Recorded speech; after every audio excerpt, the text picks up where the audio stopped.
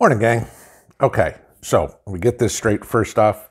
I know it's Tuesday now, and the inauguration is tomorrow. Thanks to everybody for busting my chops yesterday for getting my days messed up. I thought it was kind of funny because you all gave me crap for it. So, but no, all in fun. So yeah, tomorrow is inauguration.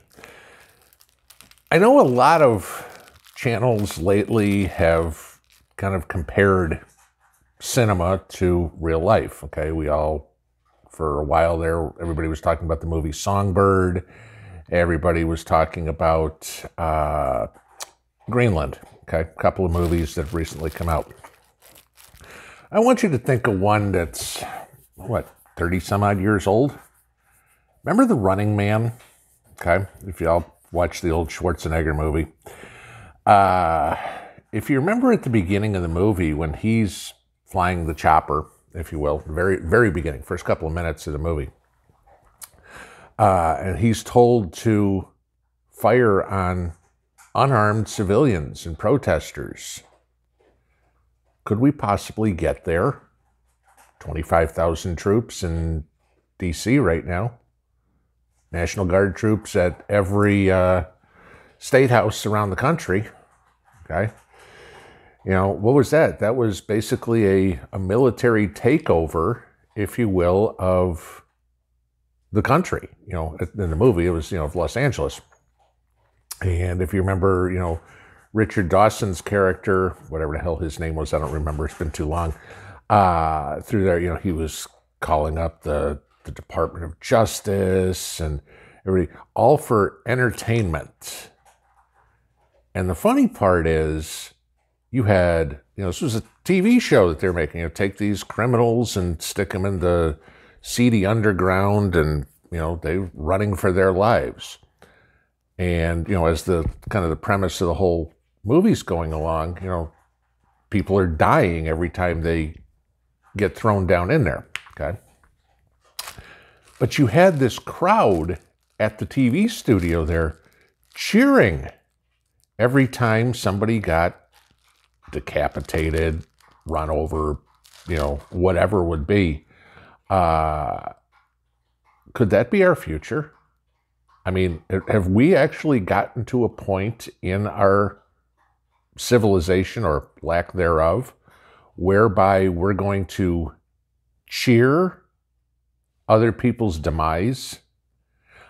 That's pretty scary. I mean, if you haven't seen the movie in a while, maybe go back and watch it again.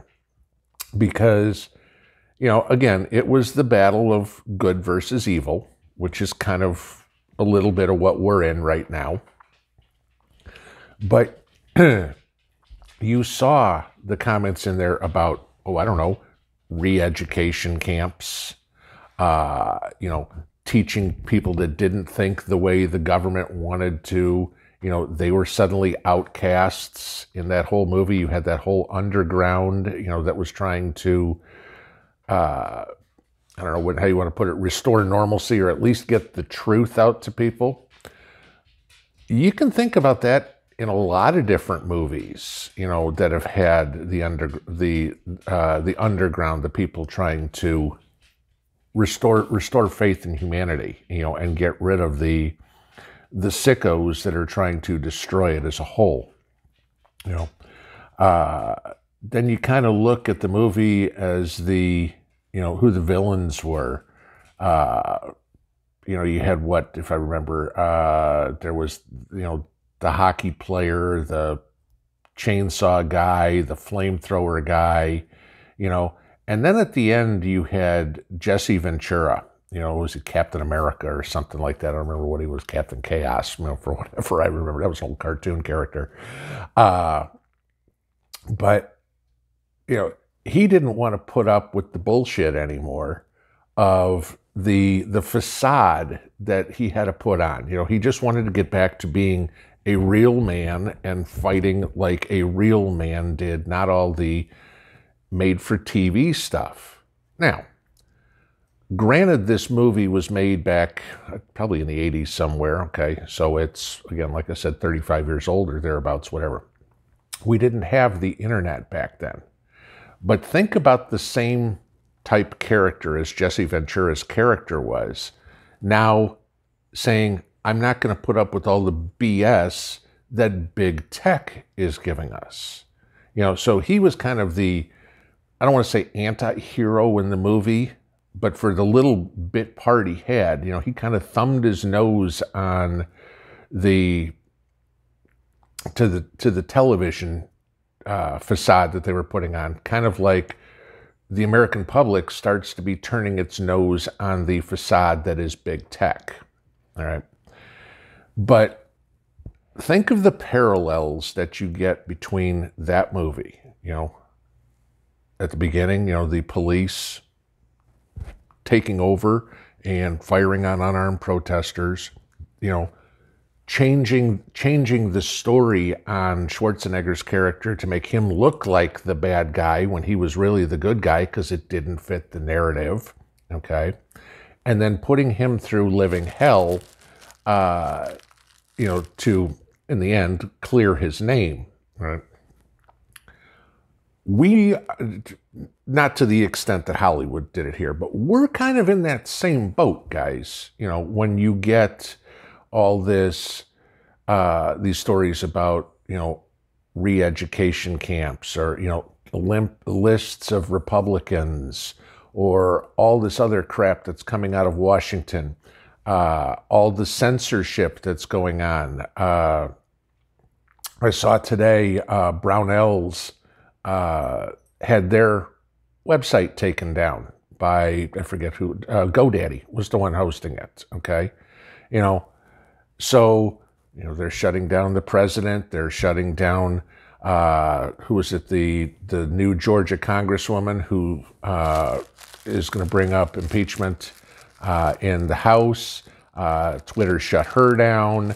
Now you're talking about shutting down business websites because they don't agree, because the business isn't agreed upon by what the overlords in Silicon Valley want us to do, okay? Make no mind, all right? Biden's going to be inaugurated tomorrow, and that's just going to happen. I know a few of you guys are like, oh, wait, there's a surprise coming. Yeah, well, we keep hearing the surprises, and they haven't happened yet. So until I see it, I'm just going to kind of follow what reality's telling me, all right? But Biden's not actually going to be the one running the country, okay? There's been stories that it's going to be a shadow government run by Susan Rice, a shadow government run by Barack Obama, whatever it's going to be, okay? But all in all, we all know it's going to be a shadow government run by Mark Zuckerberg, Bill Gates, Jack Dorsey, all the tech heads, all right? They're the ones that are going to do it. What's going to be real interesting here in the next couple of days is to see what law enforcement does, okay? If there are any big protests in D.C. or any of the state capitals, what the response is. Because honestly, I still in my heart believe that the military and law enforcement is on the side of the Constitution and not on the side of socialism. Are there going to be some bad apples in there? Yeah, okay. But I go back to my military days and, the bad apples, they got weeded out pretty quick. The guys who went to Vietnam will tell you, they were the ones that happened miraculously wound up with a bullet in their back. So, that's going to be interesting. Just pay attention to it, guys, okay? But, to go back to where I started, go watch the movie Running Man in 2021 and kind of relate it to what's going on, what was filmed 35 years ago, to what's going on today.